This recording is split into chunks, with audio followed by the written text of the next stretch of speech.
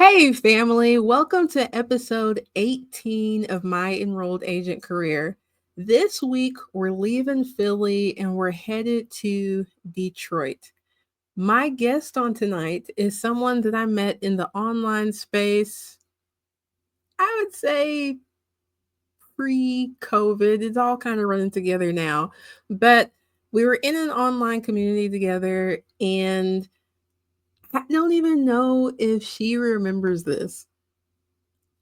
The very first digital product that I ever created to sell. So before you all saw me writing articles and in different publications, I wanted to create this ebook and I needed test readers. And this person raised their hand and said, "I'll take a look at it for you." And I've never forgot that. I've always appreciated it and their genuineness and willingness to help. Well, fast forward, we're not in the same online community anymore, but I have appreciated seeing the growth in her business and her journey and her being on different platforms. This person has been in the tax industry for 25 years, started their current firm 10 years ago, and then went full time with it in 2020. They are a mom, Detroit native, and Air Force veteran. Tonight, I would like for you to help me welcome Miss Katrina Martin, EA, or you may know her as Katrina the Advisor, to the podcast. Thank you, Timalyn. You are so welcome. And I apologize to the listeners. And sorry, Katrina, because I'm going to go back a little bit. I just assume that everybody can see us, and I forget some people are listening.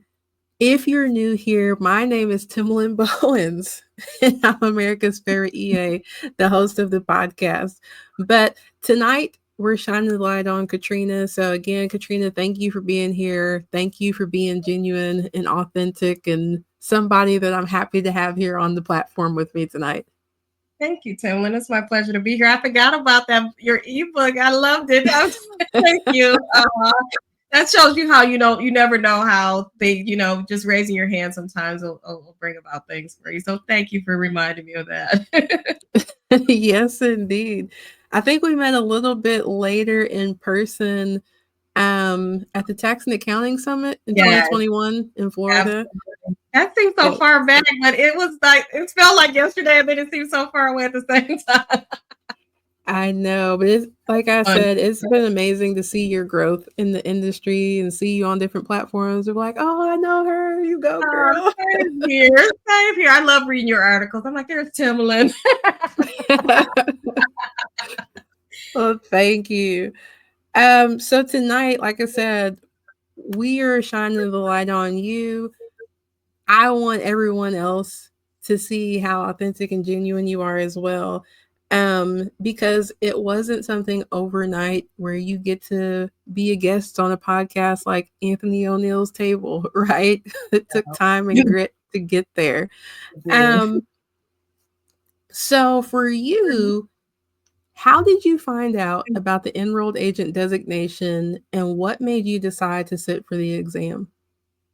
I found out about it surprisingly through a vendor trying to sell me service. They were trying to sell me. They were trying to sell me a resolution service. I don't know if I can say their name. Canopy. They had reached out to me about their service, and they were basically like, tax prep. It's work, but how you really going to grow your firm. This is commoditized work where a lot of people can do it. It's a low hanging fruit where everybody can enter. So the competition. So how do you plan on expanding your business? And I had never even thought of. I was like, well, what do you mean? So that was probably 12 years ago. It was a long time ago, and I remember that stuck with me. And I started researching on it at the time. Signed up for a bunch of different courses and different systems and stuff. But I was all, like I said, I was always working. So, I would start it and stop it, miss the deadline, start it, stop it, until I really focused, until I really said in 2021, like, I'm going to get this thing. I'm just going to hunker down and knock it out.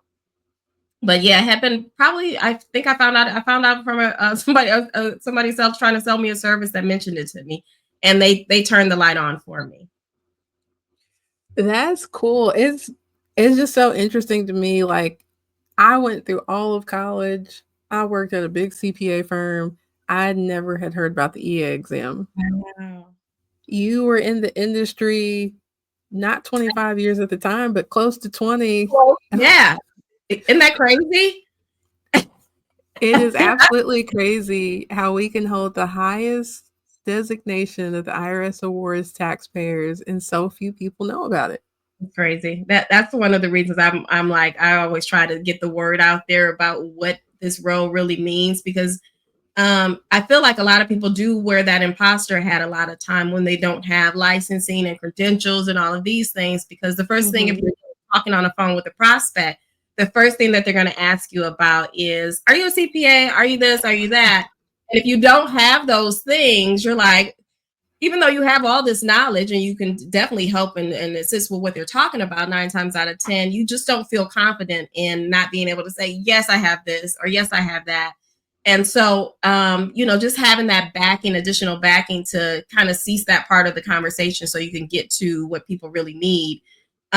It's crazy that this is not talked about more. So I'm excited that you're getting the word out. And I feel, and that's one of the things whenever I'm doing an interview or talking about it, I always bring it up and talk about what that licensing really means. Mm-hmm. So, for you, having all of that experience in the industry prior to passing the EA exam, how did that change your firm with having that new authority that the EA license gives? Yeah. So it actually gives you this confidence that you don't feel like you don't know that you're lacking until you get it, right? Like Mhm. it cuts down a lot of conversations, because like, when we're doing discovery calls with potential clients, the first question is, are you a CPA? And it's like, no, I'm not a CPA. I'm an EA, which is I'm licensed by the IRS. I don't work for them, but I'm licensed through them. This is the highest licensing that the IRS authorizes, and I'm licensed to work nationwide. And that's like, oh, now let's get to business, right? So that kind of cuts that conversation. People like, oh, I didn't know that existed, So that kind of helps you segue that conversation. So you already are the authority in that space. So you're not trying to convince them to work with you. A lot of times in this, once you get the licensing, you're really trying to weed out the right customers that you want to work with. Mhm. Whew, there are a couple of places I could go here. Yeah, go for it. Let me go back a little bit. So, you've been in the industry 25 years, started your current firm 10 years ago, Mm-hmm. but you didn't go full time till 2020.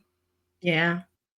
For you, what was it that was like, you know what? I can do this full time?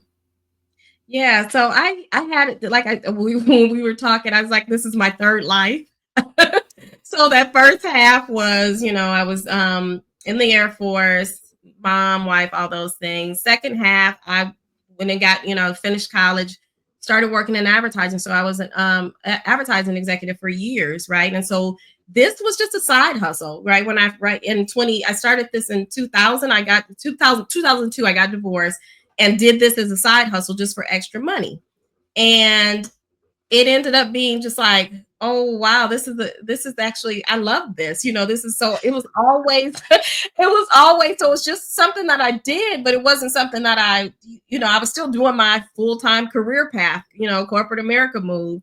And so I was so focused on growing that way that this was always in the back burner, but I was always preparing taxes, always advising people, always doing this.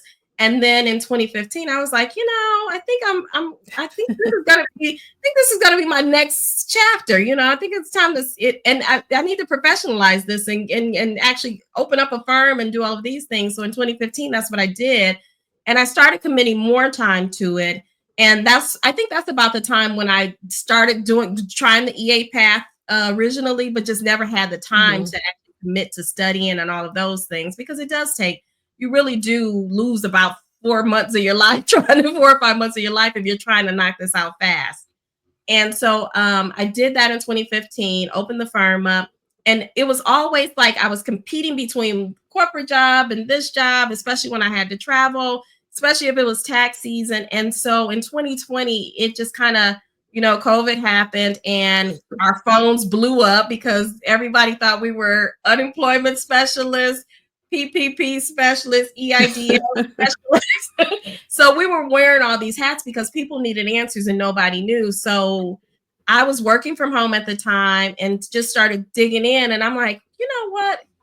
It might be time to do this thing full time because this is not a hobby anymore. This is not a side gig anymore. This is something that I really, really, I'm being torn in so many different ways. And so I resigned from my corporate job, which I loved and had been doing forever. And it was hard to walk away from the money, to be honest with you. It was like, this business wasn't making six figures at that time, but I was, so it was like hard to walk away from the stability of it, the benefits of it, the money of it. And I had worked to build this career up and went through this trajectory, right? And so it was kind of hard to walk away, but it was calling me. And it was like, it's like something's in the back. I couldn't shake it. And so I had wrote my resignation letter. It had been written for like maybe 2 years, and I just changed. I thought you were going to say 2 weeks. It had been written for a while. I just kept changing the date on it, like no. And then I kept getting scared. I was like, wait, I gotta get medical benefits. Wait, I gotta do this. I gotta do that. Mm-hmm. And then I need to buy a house so I can make sure I got this guaranteed income. I need to get another car before. So I was lining up. I'm a planner, right? So I was lining up all the things that I needed to have done. And then one day it was just like, send the dang on letter. Send the dang. So I resigned. Of course, they tapped me on the shoulder and said, hey, you sure? Is there anything we can do? And I'm like, no, it's time. It's time. And I haven't regretted it one day. And once you do go full time in this space, because I know there's probably a lot of the listeners who are kind of in that same boat, trying to transition from a 9 to 5 or trying to figure out if that's what they really want to do. Am I going to be able to survive? And I can say you're going to thrive as long as you continue to treat it like you're, the same respect that you gave your job, you need to give your business and then some. Oh my goodness. You queued me up to stand on a pedestal and start preaching, and I'm not going to do it. I did not pay her to say that. But, I think people see, like I said, I remember when I saw you on Anthony O'Neill's podcast, but people don't see everything it took before you got there, the connections you had to make before you got there. Yeah.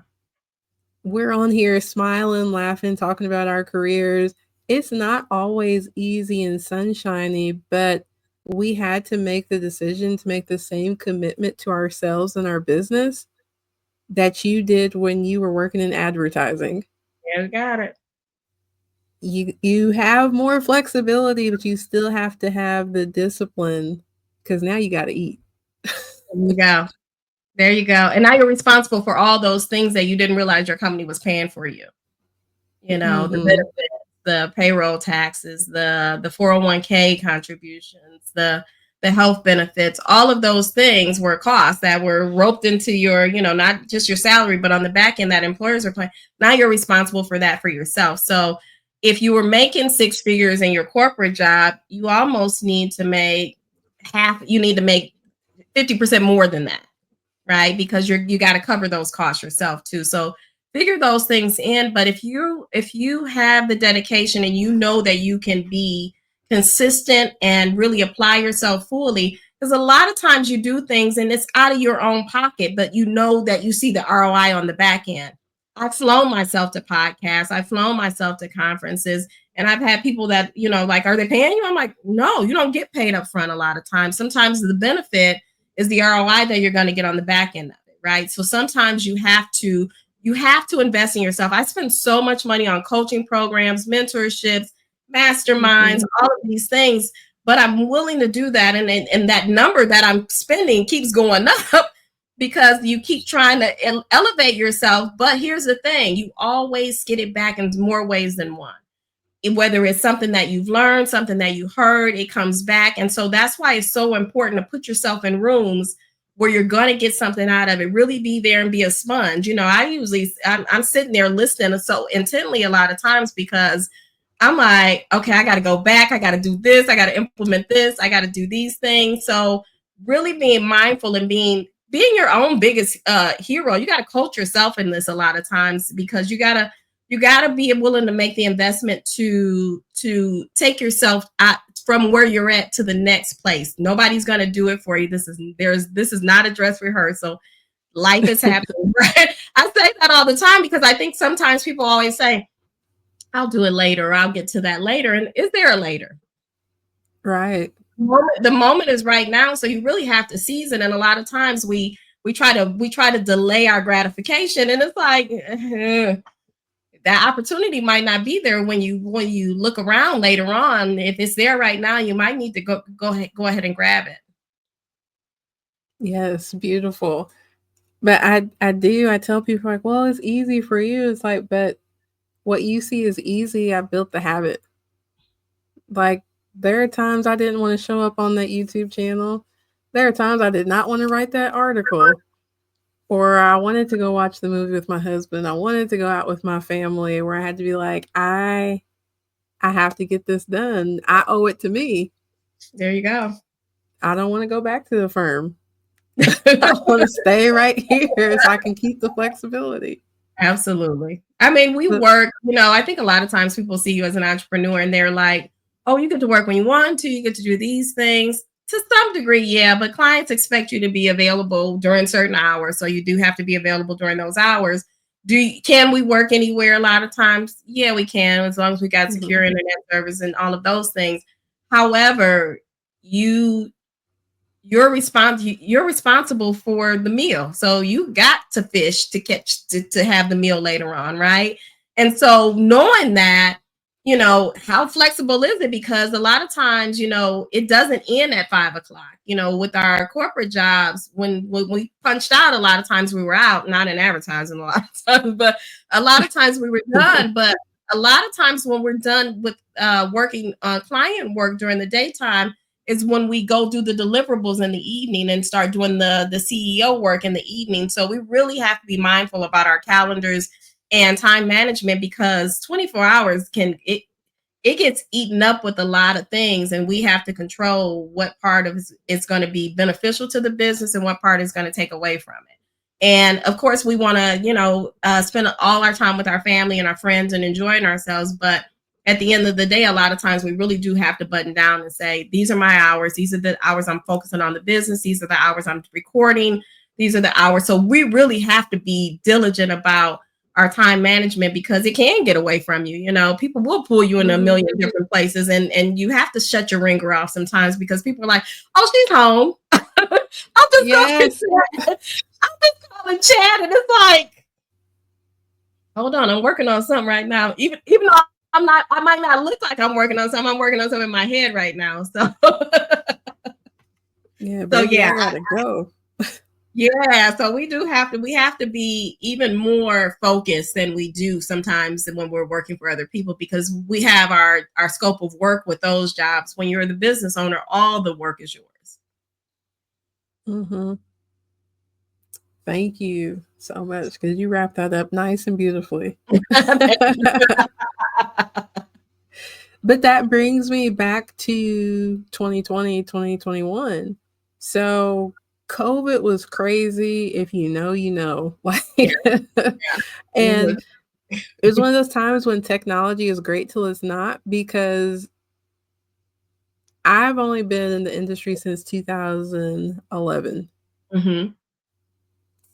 Which kind of seems like a long time now. It does. Yeah, time is moving. A lot of things have evolved, but I feel like that was the first time, and maybe it's because people were at home and not work, but taxpayers got the information as soon as we got the information and they wanted a translation. And it's like, I haven't even read it yet. I don't even know what you're talking about yet. How did you balance that and still being able to make the time to study for the exam? Because there was no such thing as part-time tax firm in No, 2020. it was crazy. What a time to be alive. When that Right. documentary comes out, it's gonna be something. I don't, you know what? It was 24/7. And I think a lot of us were, I know me, I was operating in fear a lot. You know, we were so scared, we didn't know what the heck was gonna happen, you know. So you really wanted to help your fellow people that were calling because how do I get this? How do I get that? And you know, if they're calling, they don't know where else to go, you know. So, Mhm. and services were answering phones a lot of times.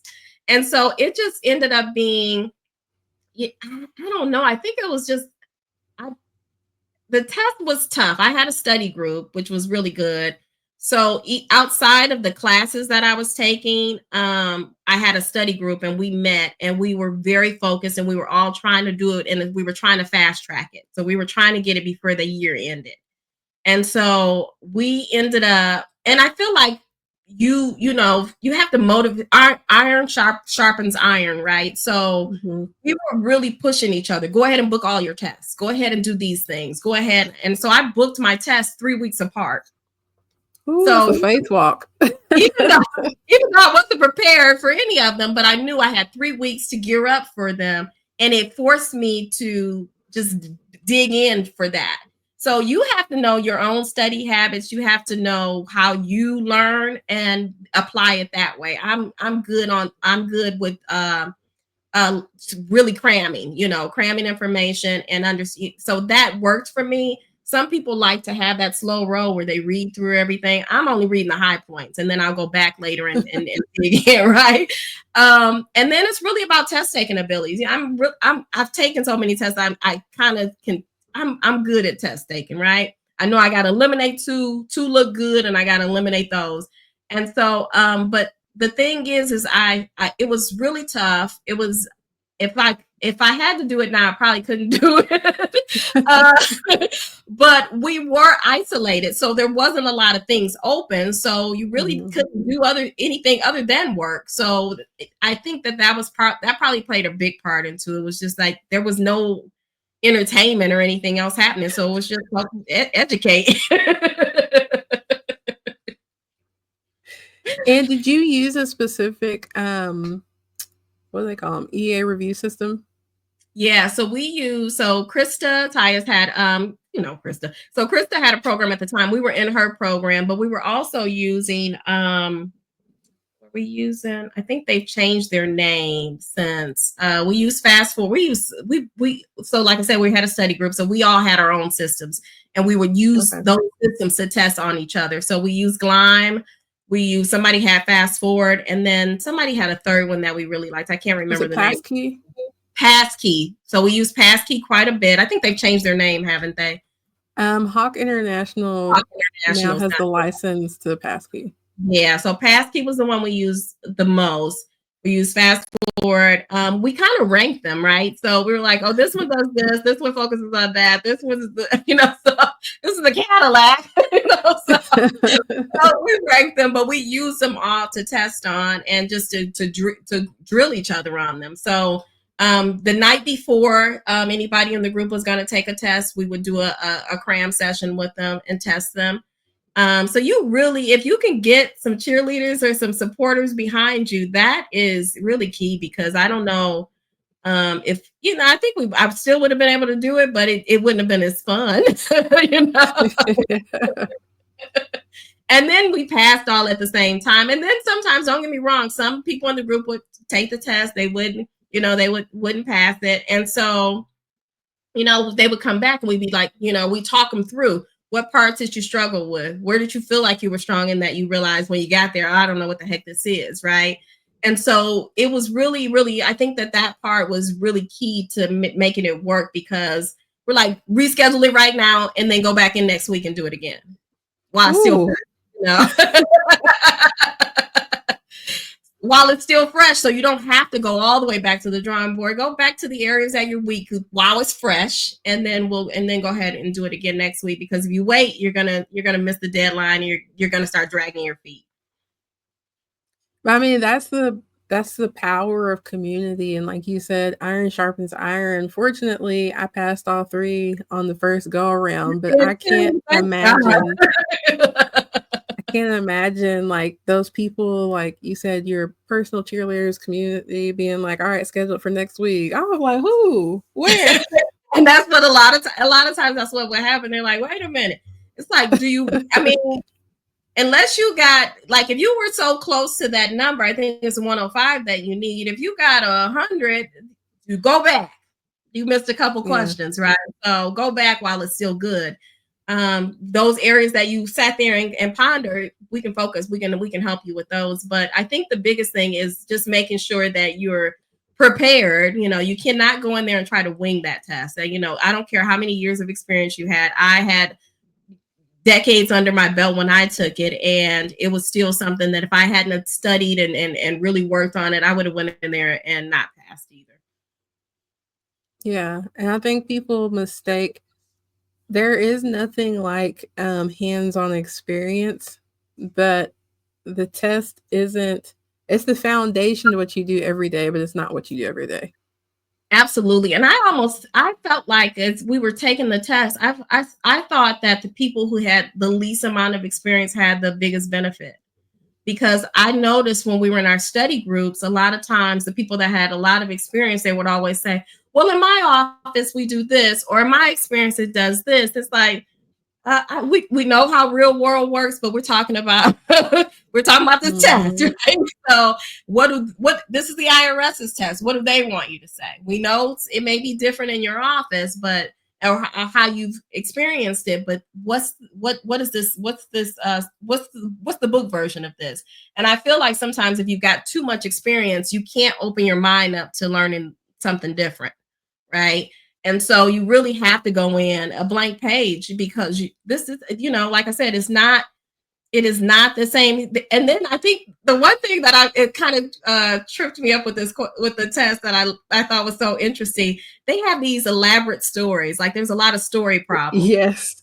And these are like soap opera story problems. They're like, and so and so got divorced on such and such a date, and yada yada yada. And they'll throw all these things in and dates and times. And then you get to the question, and people get so distracted on this story that they don't realize it has nothing to do with the question. It's just to throw you off. And so I used to say, stop getting wrapped up in these stories and just answer the questions.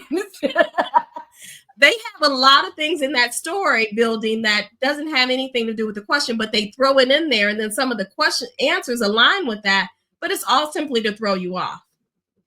Mm-hmm. So you have to really focus and really, I'm like, so whenever we were doing study group and people got, well, why does she do? I'm like, don't read that. Don't even get off into that. Go to the question. I do remember that. I'd be like, now what does Jose and Eduardo starting a business have to do with the depreciation? That's basis. And I'd be like, that's the red herring. It is. It is. I'm like, they have, who wrote these things? They're very dramatic. So now you're talking about the study group that you had and things that you took away from that. Now you're helping other people to prepare for the exam. I'll let you speak to that because I don't want to get the facts messed up. Yeah. So I have a separate firm that me and 3 other EAs here in Michigan have started. It's called EA Leadership Academy. We're preparing other people to become EAs because I feel like this is, like we talked about early on, this is something that's not really known about, but it can change your life. It does put you into a different earning category because you're licensed, right? And then you could do additional services, representation, resolution, all of those things, which changes also your price point as well.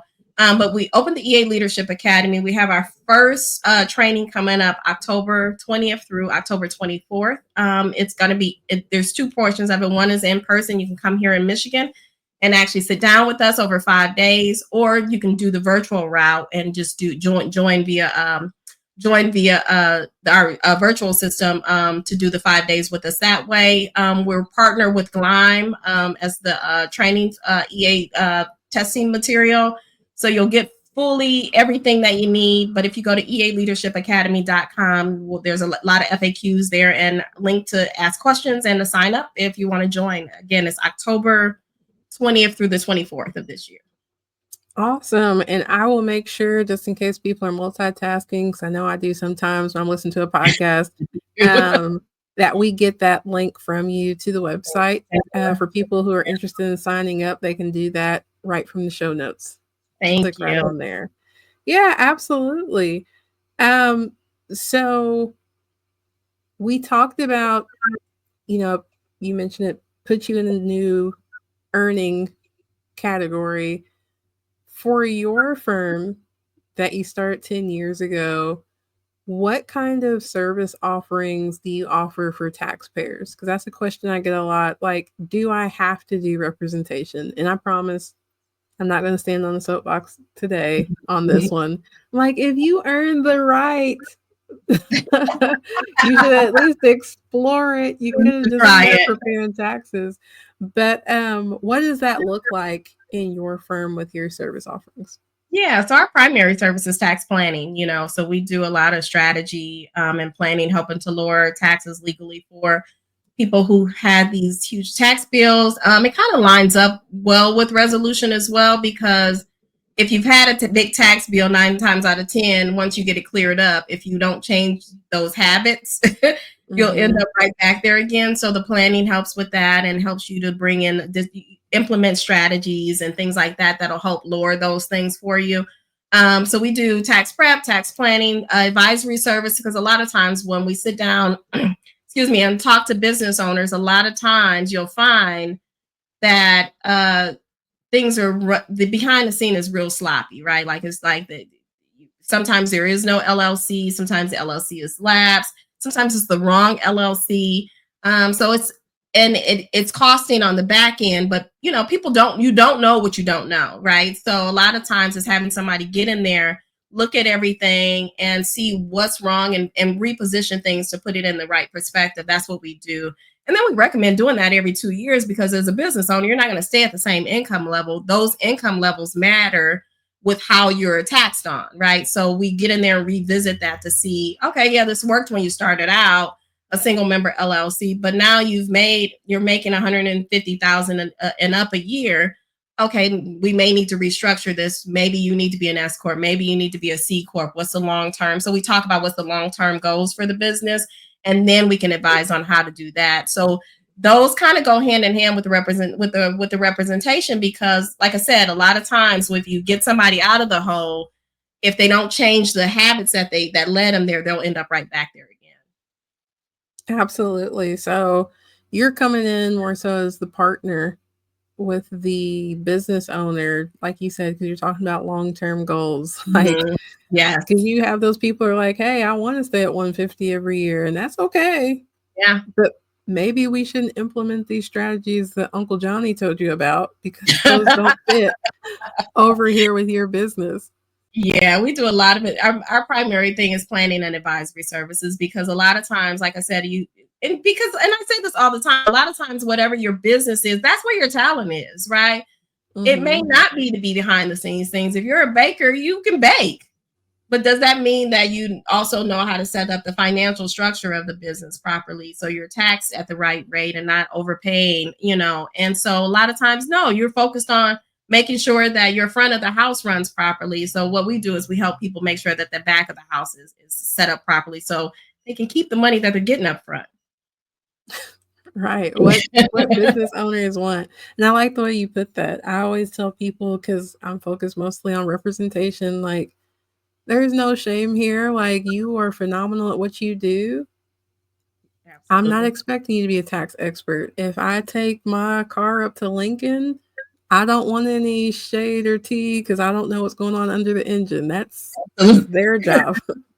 Absolutely. And a lot of times, I just had a client recently we took on there. We're doing their accounting, And so we were sent over their uncategorized expenses, and some of them were personal expenses mixed in with their business. And they were apologizing about it. I'm like, you don't have to apologize. This is your business. I'm just telling you what it is. I'm just going to advise. So I'm not a hand slapper. You know, a lot of times people are like, you know, are you going to be mad at me? I'm like, never. Tell you it was right or wrong. I'm never going to be mad about it. Because you know when you try to do, if you're trying to do better and you're bringing people in, that's what we come in for. Or a lot of times people think they got to clean stuff up before they involve us. If you knew how to clean it up, you wouldn't need us, right? So Right.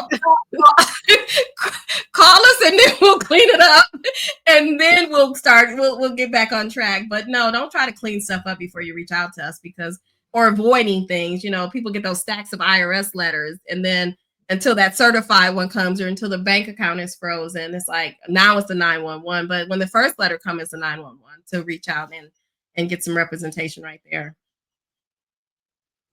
So I have a question that has kind of been brewing. Yeah. With you working in an advertising background, how have you found that like helpful in building your own firm and making connections? I think it does help. I think because I don't a lot of times people are they say, oh, you're easy to talk to. It's not like I don't feel like I'm talking to an accountant, right? And they're like, you know, so I get that a lot. And I'm like, well, that's because I actually wear two hats. I've been an accountant for a long time, but I've also been an account executive. So I've had to, you know, have these interactions. And then I think the other thing too is it helps me on the back end as far as marketing, and I don't do it all the time because, you know, sometimes we know stuff that we don't do, but it does help to understand what this, you know, the technology piece of it. So I am able to run a virtual firm because of those things, because we know how to plug in. We understand the importance of data. We understand the importance of securing data. I also the outreach portion, you know, that's probably really good. And that's probably how you know, we've been able to secure some really good in relationships, because, you know, being able to reach out and talk to people and not being afraid. I think it's this the fear factor a lot of times. And I feel like it helps with clients a lot of times, because I don't just talk finances with them. Sometimes I talk about what they're doing as far as marketing to generate business. I'm like, have you tried this? Have you tried that? What are you doing with this? And so it does open up, it kind of gives you that niche, but a little bit different, you know. So I think that that's been helpful too, to help people to build their business, you know, to get their business up and running a little bit faster. Because a lot of times I feel like most business owners, the biggest question is, how do I get customers, you know? And so that's something that we're able to help people with as well. Awesome. I wanted to hear from your perspective how you felt that it meshed, because somebody on here might be like, oh, well, she was in advertising, so it's easy for her. You already gave the disclaimer. Look, just because you know something doesn't mean you always do it. But I like the points that you made about making the connections and going out and meeting people, because that's the same across the board for all of us. Yeah. If you don't go make connections, your business isn't going to grow. You can't sit behind your computer and be like, well, I got a website. You still got to drive people to that and be a real person outside. And I think a lot of times too, because a lot of times people are like, oh, you're so extrovert. I'm actually not. I'm a combination of the two, but I'm actually not. And I think a lot of times people feel like that's, you know, that puts you in, you know, there's people will say, you know, I'm an introvert, so it's a little easier for you to do this thing.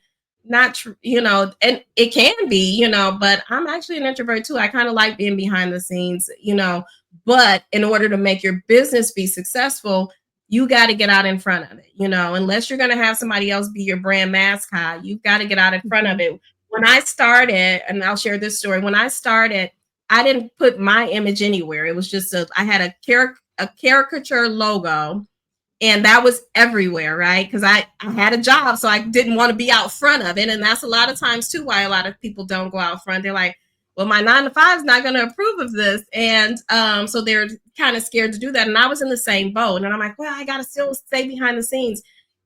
you're going to have a hard time converting people unless they see that you're a real person. Yes. So you got to get past that. And if your goal is, and this is something that this is a challenge part, if your goal is to eventually step 100% into your business, you're going to have to make some sacrifices and get in front of it and start to walk that walk before you even do it 100%, you know? So sometimes you're going to have to put your face out there.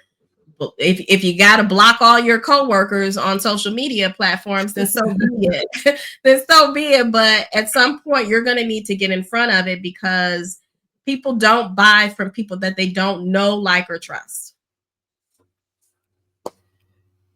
Mic drop. People buy from people, not logos and like websites. The big brands that we know now that were built before the internet, people had to go outside and make those connections. So it's still a person-to-person connection. Mm-hmm. Oh, Katrina. I got some people in mind right now. I'm going to be like, did you listen to that episode with Katrina? Did you listen to that? I didn't pay her to say that. No, we did not have any. We didn't have any prep talk other than what's your bio.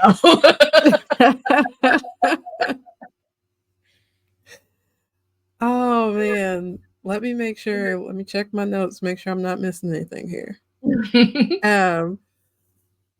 Well, yeah, I really appreciate you being here today. One of the things that I always want to ask before my guests leave, in your journey being an enrolled agent, but with you, I'll make an exception. I'll say in the tax industry. Mm-hmm. If there was anything that you could do over again, what would that be? I would have gotten my, and I'm sure everybody answers this the same way. I would have gotten my EA designation sooner. But I'm a firm believer in things happen how they're supposed to, you know. I feel like I had to have the things lay out to make me be in the mindset to receive things properly, right? And so I think it happened how it needed to. I wish I would have done it sooner, but you know. But the one thing is I will say you don't have to wait. Whoever's listening, who's thinking about this, who is a tax professional, you've gotten this. If you feel like this is a walk that you want to do, and it doesn't feel like it's daunting, you hate to see tax season come, then this is something that you know, if this is going to be a path in your life, then getting that licensing is going to change your life.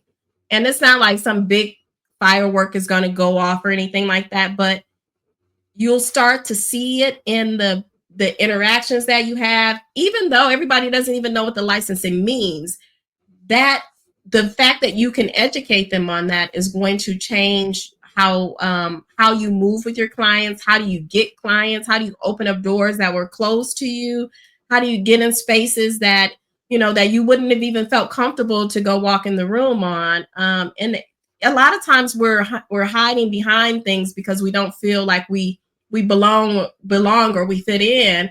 And this is a licensing that's going to help you feel secure and put yourself in the room, even though you deserve to be there anyway.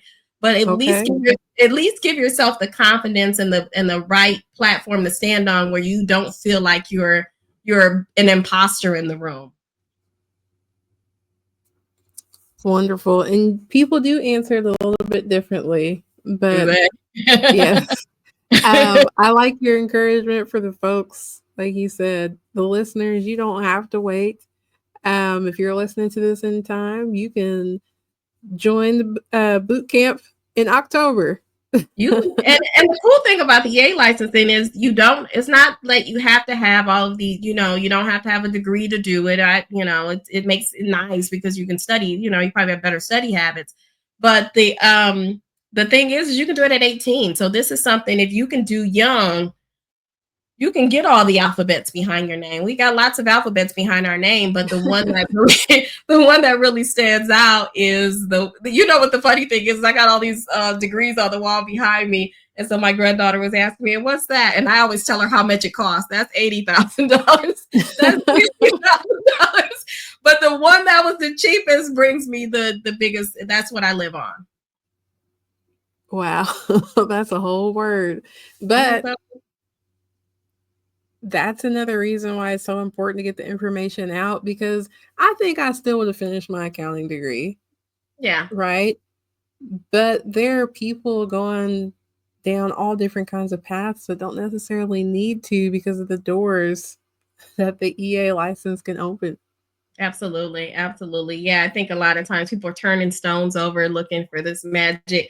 And it's like you're sitting on it, just open the books, and take those 3 tests. I mean, it's not something you're just gonna want to schedule and walk in the door to do. You want to be prepared for them. They're hard tests. They're not easy, but I don't say that to discourage anybody because we did it, right? So, and Mm-hmm. I'm not some Mensa member, so get in, get in there and get to it. Just get some support, get some people that are going to clap for you and tell you and help you, and make sure that you dedicate that time and lock out that time to do it.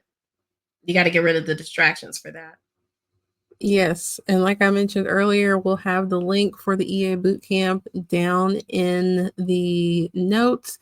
If people want to follow you somewhere online because you have kind of lit up as you were educating us on different topics, if somebody Yes. wants to follow that fire, where can they find you online? They can find me on YouTube at Katrina the Advisor, and I look forward to chatting with a few folks. Yeah, so we'll have that link down below as well for our people that are actually watching. It is scrolling across the screen. Her YouTube handle is at Katrina the Advisor. Katrina, thank you so much for Thank being you, on here with everyone. me. This was fun. You Thank you. you are very welcome. And before we leave, because people have gotten on me about this too, yes, I have this podcast available for you. If you would like more in depth mentoring, information, you can go to my website and join my email list at www.americasfavoriteea.com. And I hope to see you all in next week's episode on September 14th, right here at 8 p.m. Eastern.